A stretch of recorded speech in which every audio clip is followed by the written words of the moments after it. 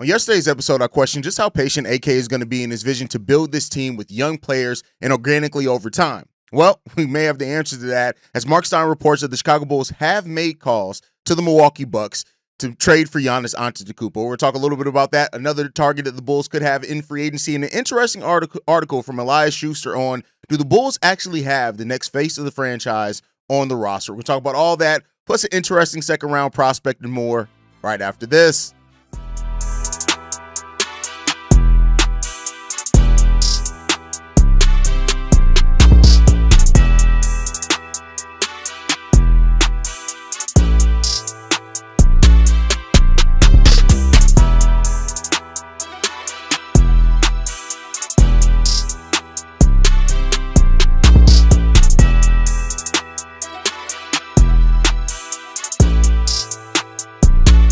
What's going on, Bulls fans? Welcome to another episode of Chicago Bulls Central, your number one spot for everything Chicago Bulls related. I'm the host there, Haize, but more importantly, you guys can follow the channel at Bulls Central Pod on every social media platform we happen to be on. With that said, let's go ahead and get into this content today, y'all. I want to start off talking about this one. Mark Stein has reported that the Chicago Bulls, among every team, have made calls to Milwaukee on potentially trading for Giannis Antetokounmpo. Now, that does not mean that these talks really went anywhere. It could have been as simple as a phone call. The Milwaukee Bucks turned it down. But I know Bulls fans have been on this Giannis thing ever since, that video popped up of him saying one day, who knows, one day he always dreamed about playing for the Chicago Bulls. And it's now, at this point, been taken way out of context and turned into something that I don't think Giannis ever meant it or intended it to be. But the Bulls, I'll take it this way. Every team should have called, right? I personally don't think that this is AK trying to jumpstart the youth movement or anything like that and go too in too early. I think when you have a player like Giannis that comes available, you should call.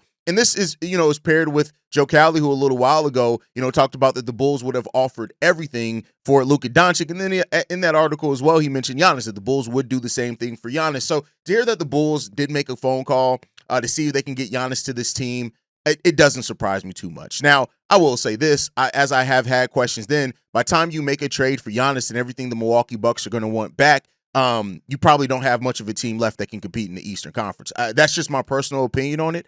I know, people have the mindset of, well, you get the talent in here, you figure it out. But Giannis has never really been a free agent draw in Milwaukee. The Bulls have never been a free agent draw as a franchise. I don't think all of a sudden you put those two entities together and boom, they're going to be all of a sudden players knocking down the door to come play with Giannis in Chicago personally. And that's just me looking at the history of things. Now, history can change, right? So, it is what it is. But I've always maintained that. Now, you have other teams that have multiple picks that also aren't their own picks, which makes the trade more valuable, right? Like, yeah, the Bulls have all their own first-round picks now, and that's great. That's a great thing to have, own your own destiny. But I've never looked at the Giannis thing as this thing that is going to push the Bulls, even if they were to get Giannis to all of a sudden be some powerhouse in the Eastern Conference. I look at it and say, if the Bulls were to get Giannis, more likely than not, if the Milwaukee Bucks or after everything that has been reported, that means you're probably giving up Modest Buzelis. And at that point, yeah, I get it. Not to say that Modest is going to be ever as good as Giannis Antetokounmpo, but that's the Bulls' future. Giannis is I think people are forgetting that Giannis is starting to be on the last leg of his career. Now, he's still a very productive player, and he shapes up to be a very productive player for a long, long, long time. And it would be a swing that the Bulls don't really trade for players of Giannis's caliber almost ever. So, again, I would commend the aggression, but then it's like, okay, where AK has always felt is the next move, right? All right, you get Giannis, then what's next? And that's where I have some questions about it from the Chicago Bulls standpoint on what that could mean. But, overall, it's probably not going to happen. I don't see a world in which the Bulls offer all their best assets. I'm talking about Coby, Modest, all the picks that they can possibly give up, pick swaps as well.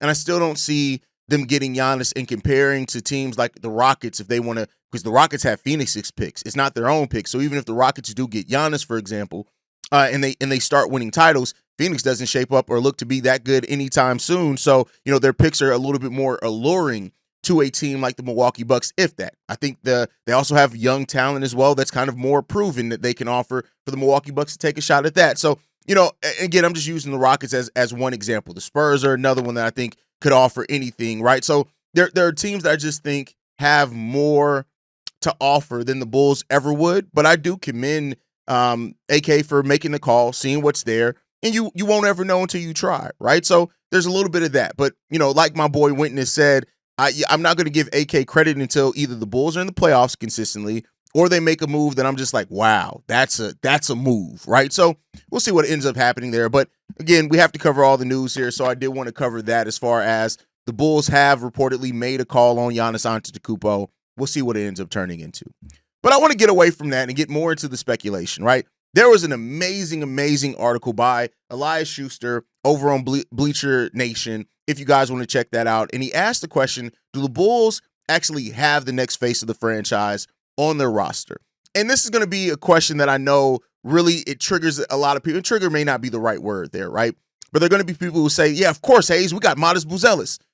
And here's the thing. Modest, Coby, Josh. Those are probably the three players that are most likely to become the next face of the franchise, right? And my question is they still all have their own things that they need to prove before I, for example, feel comfortable calling them that. Now, you guys can crown them if you want to, but I have to see more before, and that's not a knock on them or their skill set. It's just to say that you have to see more. Now, go over to the article if you really want to get into Elias's thoughts on it, but I'm going to kind of focus on mine here because it's an interesting question to introduce. Is that, hey, let's start with Modest, because that's where I know a lot of people are going to go to. While Modest has tons of potential, I think Modest can turn into a lot. That's what potential is. Now, what's the saying that I've been saying almost since I started this show? Potential is not always realized. You can have all the potential in the world, and somewhere you have to be between potential and probability, right? And a lot of players have the potential to be things. How probable is it for them to turn into that is a different question. And when it comes to Modest, it's like, yeah, all the potential's there. You look at what he did last year, and as a player who really didn't get a lot of plays called for them, but still as a starter averaged over 13 points. What he did with blocks, leading the team in blocks, and he didn't start most of those games, right? And you look at the minutes there, like that's there. I think also Modest probably has one of the best potentials to be a two-way player on this team more than anyone not named Ayo Dosunmu. He's the only other player that really has the potential as it stands right now to be a really good two-way player. I think Modest wants to grow defensively. While his on-ball defense still leaves a lot to be desired, I think he wants to be a really good on-ball defender. I think he takes pride in that. I think that's something he's going to really try to hone in on his game is become a better two-way player. But the things that right now that Modest needs to work on is the shots. Like, you can't be that bad of a shooter and be the face of a franchise, in my opinion, right? Everything that Modest does right now is either at the rim or at the three-point line, and he's not shooting effectively from the three-point line either, right? It's different if you were effective at the rim and you were effective at the three. He's not really effective at the three-point line yet. Nothing has come from him in the mid-range. Now, I've talked about that. Some of that is because he's not really allowed to do a lot of dribbling, which he actually is a pretty damn good dribbler, so I would love to see that start coming into his game a little bit more as well. So he has those things that he needs to work on, right? He has to become a better and more consistent shooter. He has to get something going in the mid-range as well. He has to become a better on-ball defender. I think off-ball, we saw really nice growth in that area last season, but that's where Modest needs to step up at. Now, can he get there? I don't think it's all going to happen in one season, but he has shown ability. Like, we've seen games where Modest has gone off from three, right? Haven't really seen too much. I do think more towards the end of the season, we start seeing him do more point forward things, which kind of naturally led to him doing more dribbling and taking more shots from the mid-range, still kind of finishing around the rim. So there are signs of that. And I think Modest is the best bet to do that because of his potential as a two-way player, because he is still so raw in so many different areas, but he has that ability and he's shown that. Next up, Josh Giddey, right? And the question that you have to ask about Josh, I think, comes down to how much of that late season run is going to be legitimate. If Josh Giddey plays like that, right, where he's 20, 10, and 9, right? That's almost averaging a triple-double. If Josh Giddey could do that, that's going to be somebody that, even if not the face of your franchise, is going to be like, but there's a big if to that. The way that he went about that, how sustainable is the number of drives that Josh Giddey had to make, right? Much like Modest, like most of what Josh Giddey does scoring-wise is, from driving. It's not like he's taking players off step-back dribbles and stuff like that. He comes and goes from three, right? I think he had the best year of his career shooting from three, but I still wouldn't call him a three-point shooter. Now, can he develop that? And I do think that defensively, Josh Giddey was a lot more engaged last year defensively towards the end of that season than what we saw him in. Now, Josh said himself, out of his own mouth, who he was at the end of the season is closer to the player that he's going to be for who he actually is. If that is true, There are definite signs of that. The ability to operate an offense, I talked about it. He averaged over 17 points off assists per game. That's a lot of points generated off assists. That puts him towards the top of the league. And that's why when I talk about things like his creation, right, as far as the open shots that he generates, he's towards the top of the league in those places because he's able to do those things. You can be the hub of an offense when you're able to create at that level. Now, I don't think Josh Giddey needs to score 20 points per game. I think even if Josh Giddey can stay around 15 or 16 points per game with 10 rebounds and close to 10 assists, that's an amazing player to have on your roster. And that's what the Bulls are looking at as far as in this new deal and why he would be worth that money. Now, of course, you have to have a very particular type of team around him to be able to execute and get the most out of that, right? Shout out to Doug Tonis, one of the Chicago Bulls legends when it comes to podcasting.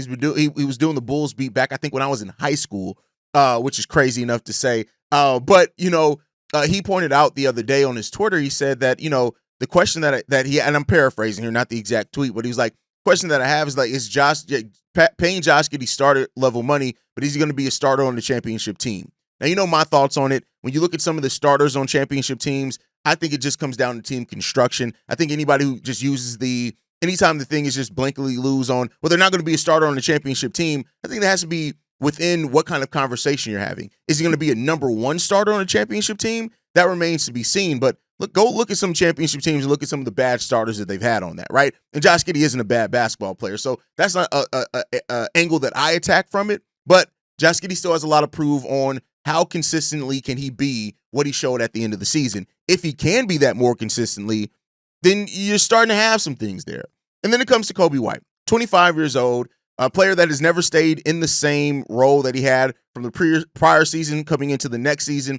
Coby's a scorer, and Coby can absolutely score. The problem sometimes has been with Coby is that he's been painted as the shooter that he's just not. And I think, and I've even had conversations with people here on this channel. He's not Ben Gordon. And I think people forget that. He's not even really Jamal Crawford, right? And even the people that compare Jamal Crawford and Ben Gordon, I think really got to take a look at exactly how those players score. They're very, very different in those areas.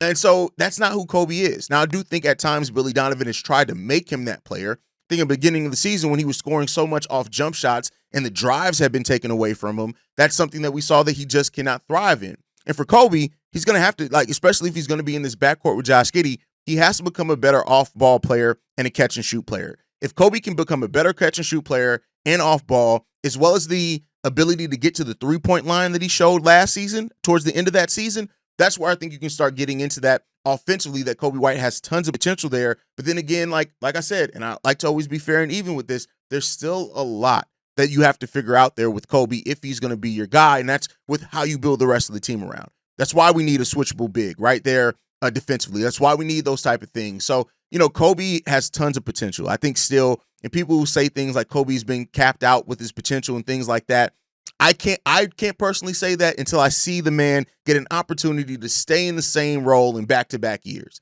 Once I see that, then I'll say, okay, bet. Now, this is probably who Coby White's going to be for the rest of his career. And you can kind of have a pretty solid idea of that, but I still want to see that. So those are things that I look at for, but those are probably the three best players that you have here. Recently, Eco Bean in the comments has been talking a lot about Julian Phillips and the potential that he has as a two-way player and possibly to be that three next to Josh Giddey. And this isn't the face of the franchise conversation, but I think for Julian Phillips has a lot to show that needs to be a consistent NBA player first, but he's still very young. I think people forget that was only his second season last year. He's going into year 3. Let's see what type of leap that he takes as well. But let me know what you guys think on the conversation around the next face of the franchise. Do you think the Bulls have that next face here already on the roster? How confident are you in that? Let me know that down below. All right, I want to get into, I said we're going to get back into our draft bag. And this is a prospect. I wanted to kind of focus on prospects that we haven't talked about and focus more on players that could go in the second round that could end up being steals.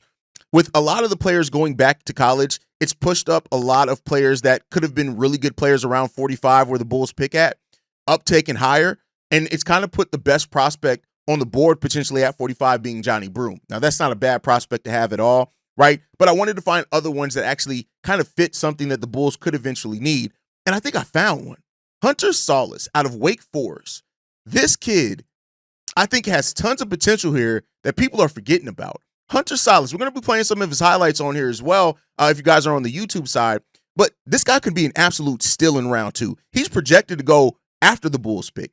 The dude was a top 10 recruit in 2021 class, and that comes from 24/7 Sports. He was the second ranked combo guard in the country. He committed to Gonzaga, and never really played well there. He was coming off the bench. In all 69 games he played there, we only averaged 4.4 points in 15.3 minutes. He transferred to Wake Forest his junior year, and immediately after transferring to Wake Forest, he took off. His first year there, playing in Wake Forest, he played 34 games with averages of 18 points, 4 rebounds, 2.5 assists in 34 minutes. His senior year, he jumped up to 18.3 points, 5 rebounds, 2.8 assists, and that's where it comes down to. Now, what are some of the knocks on him? One of the reasons that he's going to fall is because he's an older prospect, right? Who his first couple of years in basketball, he played off the bench coming off Gonzaga.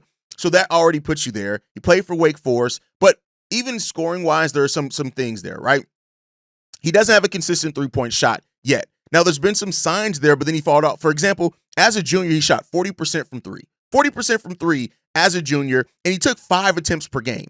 As a senior, though, that dropped back down to 27%, taking 4.8 attempts per game. He's a career 33% three-point shooter in college, but I do think there are some mechanics there and show that he can be at least a solid three-point shooter, right? You also look at his defense. Defense is something that he hasn't been called on a lot to do in Wake Forest. The minutes weren't there for him in Gonzaga, so I'm not going to judge him there. He was called on to be more of a primary scorer, so he hasn't really shown a lot defensively, and there are some questions there, I think, as well for him. But I think if you look at some of his mechanics and some of the activity that he has, there's showing that he gives effort defensively.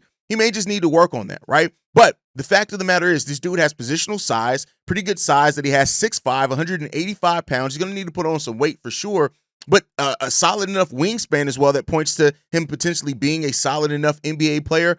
I really like this kid. I really do. And I'm not saying that I discovered him or anything like that. I'm sure there have been some other ones, right? But while the perimeter shooter took a step back, I do think that that junior year of him shooting a 40% from three shows that there is something to be there. Maybe he just lacks some confidence from three-point shooting, and maybe as he gets there, he can get there. He's a really good pull-up threat. He can do some catch and shoot things as well. He can put the ball on the court. He has the wingspan that people are a 6'10" wingspan at being 6'4", 6'5"-ish. He's 6'4" without shoes, basically 6'5" with shoes. I like this kid a lot, and if you can get this in the second round, I think that you can grow and use his offense coming off the bench. You can grow him as a defender and train him. He'll probably spend a lot of time in the G League initially. And, that doesn't always point to the best of making the Bulls roster for this Chicago Bulls franchise. But I think that this is a guy that I'm surprised there are not more. He can be, his offensive game can work in any system with the way that he's in there. He can plug and play in any type of offense that you have at the NBA level. I love this kid. Now, one of the questions is as well, the usage rate. He had a 26% usage rate. He's not going to have that in the NBA level, so he's going to have to double down on his catch and shoot ability, and that's where I think his three-point shot, you're going to have some confidence that you can develop that and make that a more consistent part of his game. But Hunter Solace, go and look at this guy. I'm telling you, Solace, maybe it's Solace. I like this guy a lot, and I think that he's somebody who should be on more boards for the Chicago Bulls. But you guys can let me know how you feel on that down below. Now, it's Monday, so we do like to get into the overflow. We do have one voicemail that we need to get into, man. This one is from Corn. What's the word, King Drip, man? You already know it's your brother Corn. Late as usual, but let's get right the fuck into it, man. All right. So, I want to talk about Coward, for sure Flemings, I believe the Bujan, whatever, right? Derek Queen. I want to talk about all of the top prospects to us and to you. Now, I want you to put your GM hat on. This is a question for you, my king. Now, if all of these guys fall to 12, and I mean all of them, just a hypothetical, they all fall to 12, who would you pick? Who is your guy at 12? Who is your guy that you know that you say, this is for sure guy at 12, I'm going with this guy. This is who we're going to ride with. Me, I don't know. It's something about Mr. Flemings. So if I was, let's say, in a GM position, I am picking Rasheer Flemings. Hope I'm saying his name. Rashard Flemings, Rasheer. Hope I'm saying his name right. But we know his last name is Fleming. I will pick him. Like all the other prospects, just something about him that's truly appealing to me, man. I'm not gonna say he's gonna be this all-star superstar, but to me, I feel like he got the most upside. Maybe you could put me more up on game on it because, like I said, I'm back and I am just getting back familiar with it, getting my dipping my toe, as we like to say. So I'm just getting back into it, right? So I'm asking you, out of and it ain't gotta be out of them four guys. Who do you want at number 12? That's my question to you. I am so interested in hearing it. Like always, I love to hear your perspective on this, man. I appreciate you. Like always, man. You got the platform that your brother can call and talk shit. So let me keep on talking my shit, like always. And I appreciate you for doing that, for doing this for Bulls Nation. You know you my guy, man. Appreciate you, King. Love you. C-Red Nation. Blessings. Shout out to Corn for the voicemail there. And I've gone back and forth, right? Initially coming into this draft process, it was Asa Newell at number 12 for me. And I think the mocks have started to back that up. He's been a guy that initially was kind of mocked to go much lower. And now I think a lot of mocks are starting to have him going 11th to Portland. So that's where I started off with is Asa Newell, right? I started off with that. And then as I started looking more and more into the draft process, Thomas Sorber really stood out to me. And the reason why I like Thomas Sorber so much is I think that he has the nice mix of kind of old school center mentality as far as the ability to rebound, block shots, steal without fouling, all those type of things. But then there is a lot of upside to him passing wise. I think he's a better passer than people will give him credit for because he didn't need a lot to do a lot of that. I think his shot out to 15 feet is going to be something that could be legitimate, right? And I think his ability to switch, he's a smart defender, knows how to use his size and his length to switch. Now, I don't think you're going to want to switch him on guards and have him guard them for full possession, but you can, if he gets switched on a guard, I think he can stay with them long enough to adjust, right? Until the defense adjusts and recalibrates itself, and then you can be all right. I think that Thomas Sorber offers a lot of what the Chicago Bulls could need and want at that position. Now, I think so. I think it comes down to Thomas Sorber, Asa Newell are really the guys that I'm looking at the most there for the position of need that we have for sure. But I won't lie to you and say that Cedric Coward is a guy that really has stood out to me. I do worry a little bit about the late riser thing and how unproven he is and stuff like that. But Cedric Coward, Drake Powell, those are guys that have really stood out to me as well as number 12. I think in some of the mocks, again, my preferred mock is always NBADraft.net. They just updated on the 5th. They have Cedric Coward going back down to the 20s, right? That's crazy. I didn't think that would be the case with how some of the draft talk came around him. But Drake Powell's in the 20s now as well. So I think I'm settling in on Thomas Sorber for me. And that's in fitting in what we have now. Now, if we're looking to change some things, if Kobe's not going to be here, for example, not to say that I want Kobe, then then I'd pivot to Derek Queen. I think one of the reasons I don't like Derek Queen on this team is not just because of the defense, which is an issue. It's also because of he's somebody that needs to be ball dominant. It very rarely works out for players that you have Josh Giddey, Kobe, and a Derek Queen that all need to be ball dominant. I just don't think that has typically worked out for players in the NBA when you have 3 players like that. Somebody has to be the facilitator. Not to say they all have their own ability to facilitate as well, but offensively, how they get off, that's that thing, and that's where I have some of the questions at. So, it's really, I'll say this, and I know I just gave a long-winded answer to a very simple question. It really comes down to, I don't think the Bulls would have to try very, very hard to mess this up at 12. I do think that there's going to be guys here that make so much sense for the Bulls at 12. Asa, Sorber, Queen, right? If you do want to go more upside, Drake Powell, Cedric Coward are going to be there, right? I think that may start being a little bit of a reach for them. Now, you asked about the interesting prospect in all this is Rasheer Fleming to me, right? And because Rasheer is slated to go lower in the draft, right? He is slated to go more towards the 20s. But I think a player like him that has the defensive ability, the shot blocking ability, the wingspan that he has, the ability to shoot the 3, he offers a lot of the modern type style, whether it's his position ends up being power forward or center. He offers a lot of modern style, but for some reason, he's just not gaining that steam at the next level. And I don't know what that is. I don't know if teams are playing it coy, but you look at him, legit size at 6'9", 240 pounds. His measurements are basically the exact of Jared Allen's, who's been solid enough in the NBA.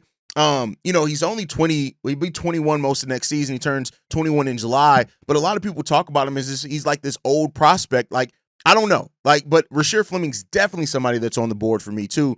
I just think I have Asa Newell and Thomas Sorber ahead of him, but he's definitely somebody there also. So it's a lot of guys that make sense here for the Bulls. I hope that they get this right, because if they don't, man, that's going to be so frustrating. But shout out to Corn who left that voicemail, man. That's my time for today. Make sure you guys are following us at Bulls Central Pod. You can send us any feedback, questions, comments, concerns, bullscentralpod@gmail.com. Lastly, if you want to leave a text message and our voicemail for the mailbag, the number to do so, 773-270-2799. We're the number one spot for everything Chicago Bulls related, but that's thanks to you, lovely and beautiful people. And like I like to end every episode on, go Bulls. Love you guys. See red if you can, y'all. Peace. This has been a presentation of the Break Media.